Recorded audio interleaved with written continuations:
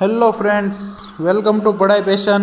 મિત્રો, આજે આપણે એક મહત્વનો અને પરીક્ષાલક્ષી દ્રષ્ટિએ ખૂબ જ મહત્વનો એવો ટોપિક રાજ્યપાલ વિશે જોશું. મિત્રો, આજે આપણે રાજ્યપાલને લગતા બંધારણના જે કોઈ પ્રશ્નો છે એ બંધારણના તમામ પ્રશ્નો અને પરીક્ષાલક્ષી દ્રષ્ટિએ જે મોસ્ટ આઈએમપી પ્રશ્નો છે એની આજે આપણે ડિસ્કશન કરશું. તો મિત્રો, સાથે સાથે તમે પણ આ જે ક્વિઝ છે એ સોલ્વ કરતા જજો. અને સૌ પ્રથમ તમારો પ્રશ્ન કે બંધારણના કયા આર્ટિકલમાં રાજ્યપાલની જોગવાઈ કરેલી છે એ તમારે નીચે કોમેન્ટ બોક્સમાં કોમેન્ટ કરવાની છે. તો ચાલો આપણે જોઈએ આગળ. સૌપ્રથમ જોઈએ તો રાજ્યના ગવર્નરની નિમણૂક કોણ કરે છે? મિત્રો, ઘણી બધી પરીક્ષાઓમાં પૂછાઈ ચૂકેલો પ્રશ્ન. ગવર્નર છે એની નિમણૂક કોણ કરે છે?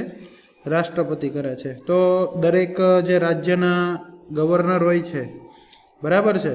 અને મિત્રો ખાસ યાદ રાખજો કે રાજ્ય હોય ત્યાં ગવર્નર હોય છે, પણ જે કેન્દ્ર શાસિત પ્રદેશ હોય છે, આ કેન્દ્ર શાસિત પ્રદેશમાં હોય છે એને લેફ્ટનન્ટ ગવર્નર કહેવાય, બરાબર છે. આ એક ખાસ યાદ રાખજો, કારણ કે ત્યાં રાષ્ટ્રપતિ જે હોય છે એ સર્વોચ્ચ હોય છે અને ત્યારબાદ જે ગવર્નર હોય છે લેફ્ટનન્ટ ગવર્નર કહેવાય છે.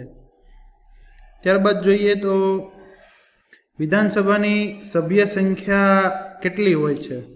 મિત્રો, જનરલી વિધાનસભાની સભ્ય સંખ્યા જે તે વિસ્તારને આધારિત હોય છે, પરંતુ જે એની મહત્તમ સંખ્યા છે એ લઘુત્તમ જે છે એ 60 હોય છે, જ્યારે મહત્તમ એટલે કે વધારેમાં વધારે આ 500 સુધી હોય છે. તો દરેક વિધાનસભાની જે સભ્ય સંખ્યા હોય છે એ લઘુત્તમ 60 અને મહત્તમ 500 સુધી હોય છે.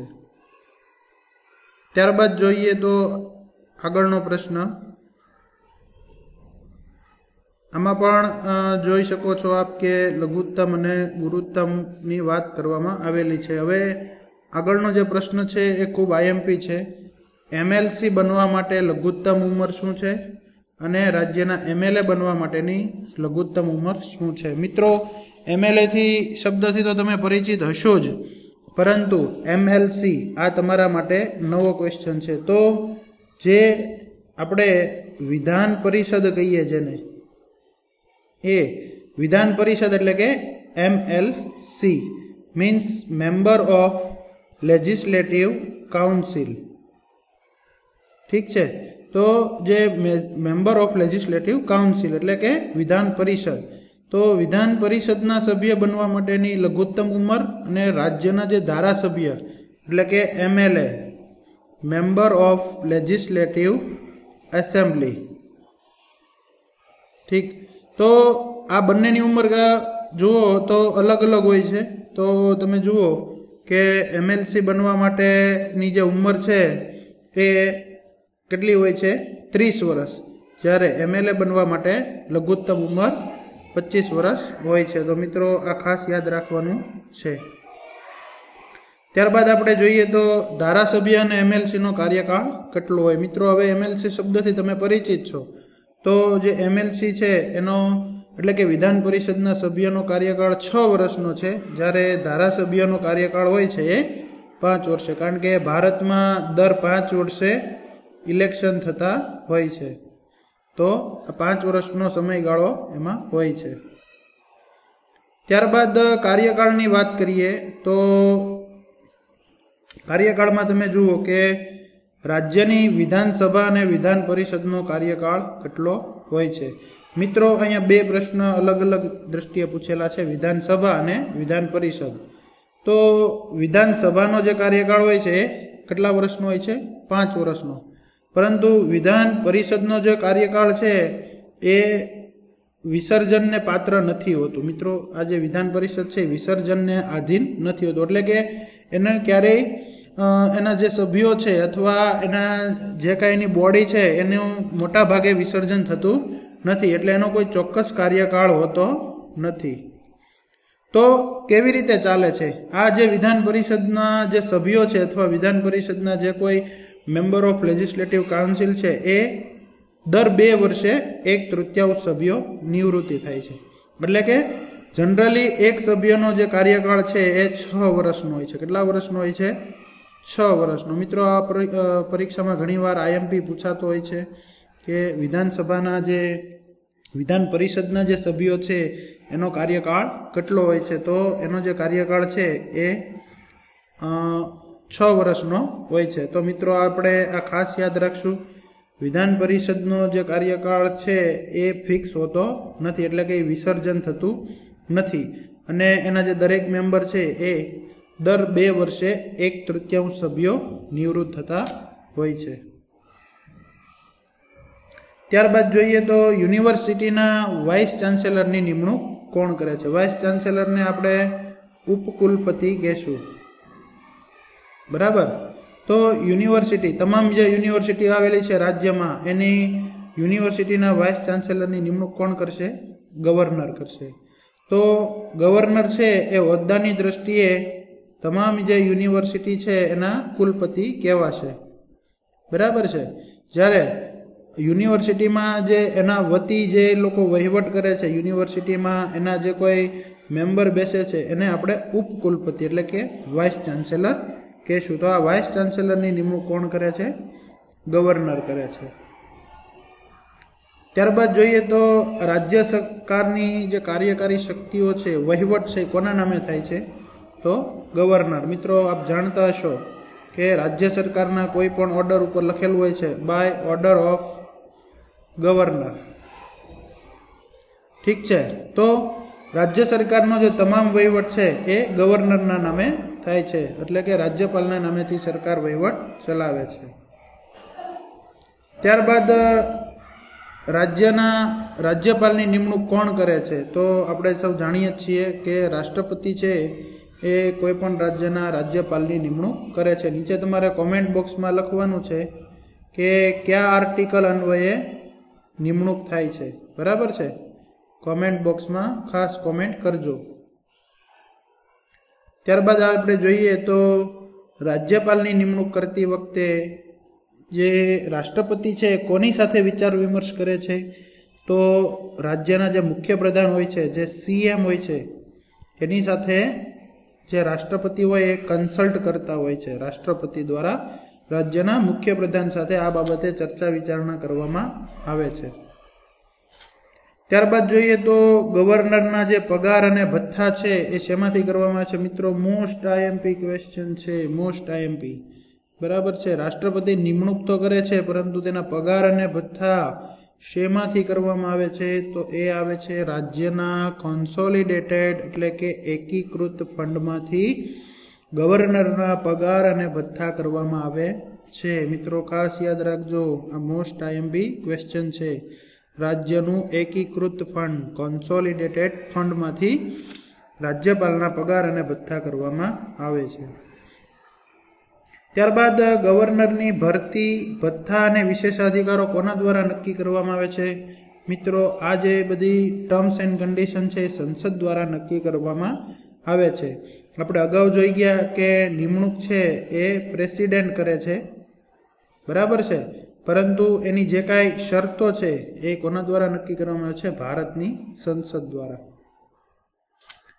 ત્યારબાદ ઘણી બધી એક્ઝામોમાં પૂછાઈ ગયેલો અને મોસ્ટ આઈએમપી ક્વેશ્ચન, રાજ્યપાલ તેની મુદ્દત પહેલા કોના નામે સંબોધીને રાજીનામું આપી શકે છે? તો એમાં એક સરસ જવાબ છે રાષ્ટ્રપતિ. કારણ કે તમને આગળ પણ આપણે જોઈ ગયા છીએ કે રાજ્યપાલની જે અપોઇન્ટમેન્ટ છે, બરાબર છે, એ કોણ કરે છે? રાષ્ટ્રપતિ. તો રાષ્ટ્રપતિને જવાબદાર હોય છે. બરાબર છે. રાજ્યપાલ છે એ કોને જવાબદાર હોય છે? રાષ્ટ્રપતિને જવાબદાર હોય છે. તો એને ધ્યાનમાં રાખીને આ રાજીનામું છે એ રાષ્ટ્રપતિને સંબોધીને આપવાનું હોય છે. ત્યારબાદ ગવર્નરની એક બેવડી ભૂમિકા હોય છે, એટલે કે ડ્યુઅલ એક એન્ટરશીપ હોય છે. બેવડી ભૂમિકામાં એક એ રાષ્ટ્રપતિના એજન્ટ તરીકે, એટલે કે રાષ્ટ્રપતિ જે હોય છે એ રાજ્યમાં પોતાના વહીવટદાર તરીકે નિમણૂક કરતા હોય છે, જ્યારે બીજી ભૂમિકા હોય છે એ રાજ્યના બંધારણીય વડા તરીકે. એટલે કે રાષ્ટ્રપતિ છે એ આપણા દેશના બંધારણીય વડા છે, જ્યારે એના તે એજન્ટ તરીકે રાજ્યના બંધારણીય વડા તરીકે ગવર્નર ભૂમિકા ભજવતા હોય છે। ત્યારબાદ એક મુખ્ય પ્રશ્ન છે કે શું એક વ્યક્તિ એકથી વધુ રાજ્યના ગવર્નર તરીકે કાર્ય કરી શકે છે? તો એનો જવાબ છે મિત્રો હા। મિત્રો કોમેન્ટ બોક્સમાં ખાસ લખજો કે બંધારણના કયા આર્ટિકલમાં આ જોગવાઈ કરવામાં આવેલી છે કે કોઈ એક વ્યક્તિ એકથી વધુ રાજ્યના ગવર્નર બની શકે। બરાબર છે મિત્રો, આ પ્રશ્ન એક ખૂબ આઈએમપી પ્રશ્ન છે, તો એને પણ આપણે ફોકસ કરશું। ત્યારબાદ જ્યારે કોઈ વ્યક્તિ એકથી વધુ રાજ્યના ગવર્નર તરીકે કાર્ય કરે છે તો તેનો પગાર અને ભથ્થા કોણ નક્કી કરે છે? તો બરાબર છે, અથવા પગાર અને ભથ્થા કેવી રીતે થાય છે? તો મિત્રો ખાસ યાદ રાખજો કે જ્યારે એક જ વ્યક્તિ હોય અને એકથી વધુ રાજ્યો એમને આપેલા હોય તો જે તે રાજ્યો છે, સંબંધિત રાજ્યો એના દ્વારા વહેંચાયેલું હોય છે કે જે સંબંધિત રાજ્યો હોય છે એનું જે કાંઈ ભાડા ભથ્થું હોય છે એ ગવર્નરને મળવા પાત્ર થાય છે। ત્યારબાદ બીજો મોસ્ટ આઈએમપી ક્વેશ્ચન અને ઘણી બધી પરીક્ષાઓમાં પૂછાઈ પણ ચૂકેલો, ગવર્નરની શપથ કોણ લેવડાવે છે? તો એ રાજ્યના જે હાઈકોર્ટના મુખ્ય ન્યાયાધીશ હોય છે, ચીફ જસ્ટિસ ઓફ હાઈકોર્ટ, તો આ હાઈકોર્ટના ચીફ જસ્ટિસ છે એ ગવર્નરને શપથ લેવડાવે છે। ત્યારબાદ આપણે જોઈએ તો ગવર્નર દ્વારા જારી કરાયેલા અધિનિયમો કોને આધીન છે? એટલે કે ગવર્નર જે કાંઈ અધિનિયમો, જે કાંઈ વિધેયક જાહેર કરે છે એ કોને આધીન હોય છે? રાજ્યની વિધાનસભા દ્વારા મંજૂરીને। એટલે કે જો રાજ્યની વિધાનસભા દ્વારા મંજૂરી આપેલી હોય તો આ ગવર્નર દ્વારા જાહેર કરાયેલ અધિનિયમ બનતો હોય છે, તો આ પણ આપણે ખાસ ધ્યાન રાખશું। ત્યારબાદ કોણ રાજ્યના મુખ્યમંત્રી અને બીજા મંત્રીઓના હોદ્દાના શપથ અને નિમણૂક કરે છે? જો રાજ્યના મુખ્યમંત્રી અને બીજા મંત્રીઓના હોદ્દાના શપથ તો એ રાજ્યપાલ પાસે લેવડાવવાના હોય છે। મુખ્યમંત્રીને અને બીજા મંત્રીઓને હોદ્દાની શપથ પણ રાજ્યપાલ દ્વારા લેવડાવવામાં આવે છે। અન્ય મંત્રીઓની નિમણૂક ચીફ મિનિસ્ટરની એટલે કે મુખ્યમંત્રીની સલાહથી કરવામાં આવે છે, પરંતુ નિમણૂક તો રાજ્યપાલ જ તે કરતા હોય છે। ત્યારબાદ રાજ્યનું જે કન્ટીજન્સી ફંડ છે એ કોના દ્વારા સંચાલિત હોય છે? રાજ્યનું કન્ટીજન્સી ફંડ રાજ્યપાલ દ્વારા જે સંચાલિત હોય છે અથવા રાજ્યપાલનો એમાં નિયમન હોય છે। ત્યારબાદ જોઈએ તો રાજ્યપાલ તેના નિર્ણયો અને પગલાં માટે કોને જવાબદાર હોય છે? મિત્રો ખાસ ધ્યાન રાખજો, આ એક આઈએમપી ક્વેશ્ચન કહી શકાય કે રાષ્ટ્રપતિને આ રાજ્યપાલ છે એ જવાબદાર હોય છે, કારણ કે આપણે જોઈ ગયા કે આની જે અપોઇન્ટમેન્ટ છે, આ અપોઇન્ટમેન્ટ છે એ રાષ્ટ્રપતિ કરતા હોય છે, તો રાજ્યપાલ જે કાંઈ નિર્ણય અથવા પગલાં લે છે તે રાષ્ટ્રપતિ એના માટે જવાબદાર રહે છે। ત્યારબાદ રાજ્યપાલ દ્વારા પસાર કરાયેલા પરંતુ વિધાનસભા દ્વારા પસાર ન કરાયેલા વિધેયક મહત્તમ કેટલા સમય સુધી અમલમાં રહી શકે છે? એટલે કે રાજ્યપાલ દ્વારા પસાર થયેલું છે પરંતુ વિધાનસભાએ એની મંજૂરી આપેલી નથી, તો આ જે વિધેયક છે એ મહત્તમ 6 મહિના સુધી વેલિડ રહી શકે છે। ત્યારબાદ જિલ્લા ન્યાયાધીશ અને સિવિલ કોર્ટ જજની નિમણૂક કોણ કરે છે? સિવિલ કોર્ટના જજ અને જિલ્લા ન્યાયાધીશ આ બંનેની નિમણૂક કોના દ્વારા થાય છે? રાજ્યપાલ, કારણ કે જે ન્યાયાધીશ છે એ બંધારણને આધીન હોય છે, બરાબર છે, અને આપણે અગાઉ જોઈ ગયા કે રાજ્યપાલ છે એ બંધારણના વડા છે, તો એને આ પાવર આપવામાં આવેલો છે। અંદમાન અને નિકોબારનું જે ન્યાય ક્ષેત્ર છે અથવા કોર્ટ ક્ષેત્ર છે એ ક્યાં લાગે છે? પશ્ચિમ બંગાળ। મિત્રો ઘણી બધી એક્ઝામમાં પૂછાઈ ચૂકેલો આ પ્રશ્ન છે, પશ્ચિમ બંગાળ, તો આ મિત્રો ખાસ યાદ રાખજો। હાઈકોર્ટના જજની સંખ્યા કોણ નક્કી કરે છે? મિત્રો જો અહીંયા હાઈકોર્ટની વાત કરેલી છે તો હાઈકોર્ટ અને સુપ્રીમ કોર્ટના જે જજ છે એની જે સંખ્યા હોય છે, હાઈકોર્ટના જજની સંખ્યા એ રાષ્ટ્રપતિ દ્વારા નિયત કરવામાં આવતી હોય છે। ત્યારબાદ સંસદ અથવા રાજ્યની વિધાનસભાની પરવાનગી વગર કેટલા દિવસ સભ્ય ગેરહાજર રહે તો જગ્યા ખાલી ગણાય. એટલે કે સત્રમાં ન હોય અને કોઈ અગાઉથી પરવાનગી ન લીધેલી. મિત્રો આ ખાસ શબ્દ ખાસ આપણે ફોકસ કરશું. પરવાનગી વગર કેટલા દિવસ સુધી સભ્ય ગેરહાજર રહે તો કે 60 દિવસ. એટલે કે 60 દિવસ સુધી કોઈ વ્યક્તિ અથવા જો કોઈ સભ્ય છે એબસન્ટ રહેશે તો આપોઆપ એ જગ્યાને શું કરી દેવાશે? ખાલી કરી કહેવાશે. ત્યારબાદ બીજો એક મહત્વનો પ્રશ્ન છે કે બાયકેમરલ એટલે શું? મિત્રો આ પ્રશ્ન ઘણા બધા માટે થોડો નવીન હશે. બાયકેમરલ એટલે જેને આપણે દ્વિગૃહ કહીશું. દ્વિગૃહમાં એક ગૃહ છે એ આપણે વિધાનસભા કહીશું અને બીજું છે એ વિધાન પરિષદ કહીશું આપણે. તો જે રાજ્યોમાં આ વિધાનસભા અને વિધાન પરિષદ બંને અમલમાં છે તેને આપણે બાયકેમરલ કહીશું. એટલે કે જે રાજ્ય 2 સદન ધરાવતું હોય, બરાબર છે.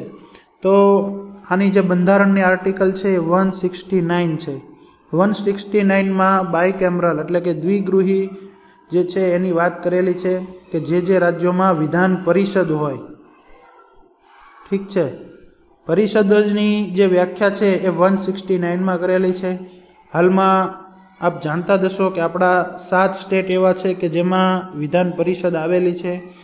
જેમાં આપણે જોઈએ તો આંધ્રપ્રદેશ, બિહાર, જમ્મુ એન્ડ કાશ્મીર, ત્યારબાદ કર્ણાટક, ત્યારબાદ આપણે જોઈએ તો મહારાષ્ટ્ર, ત્યારબાદ હાલમાં તે નવું આવેલું તેલંગાણા અને ત્યારબાદ ઉત્તર પ્રદેશ.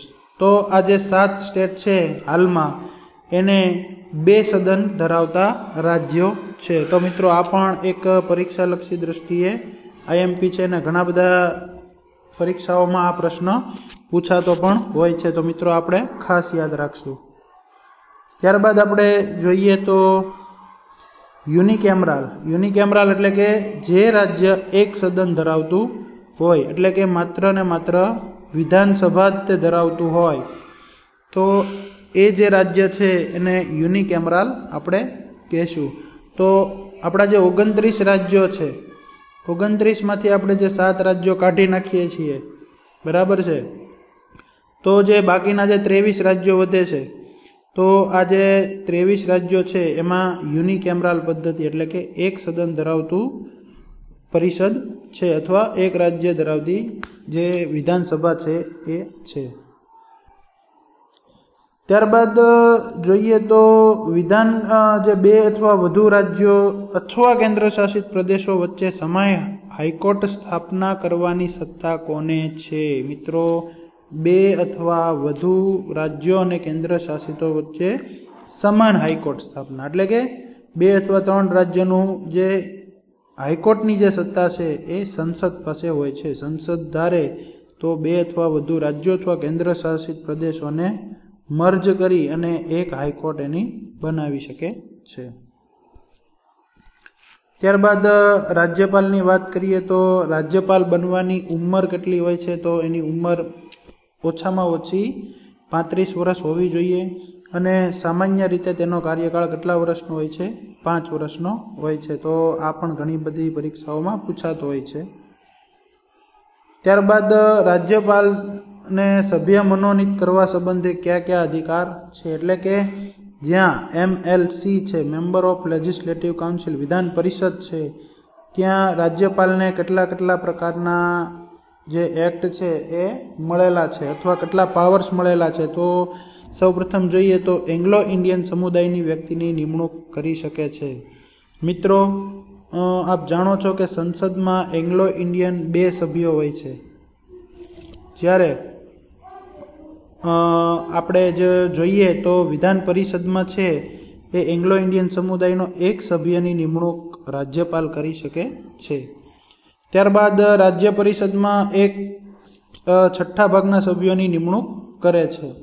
તો રાજ્ય પરિષદમાં જે શિક્ષકો હોય છે, ત્યારબાદ જે તે ક્ષેત્રના પ્રતિષ્ઠિત વ્યક્તિ હોય છે, વિજ્ઞાન, કલા, સાહિત્ય વગેરે જે જુદા જુદા ફિલ્ડના જે લોકો હોય છે એમાંથી જે પારંગત લોકો હોય છે એની નિમણૂક કરી શકે છે અને વિધાનસભામાં પ્રસ્તાવ પણ એ મૂકી શકે છે।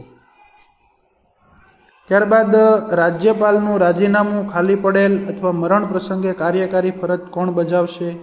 તો એ હાઈકોર્ટના જે ચીફ જસ્ટિસ છે, બરાબર છે, એ કાર્યકારી રાજ્યપાલ તરીકે ફરજ બજાવશે।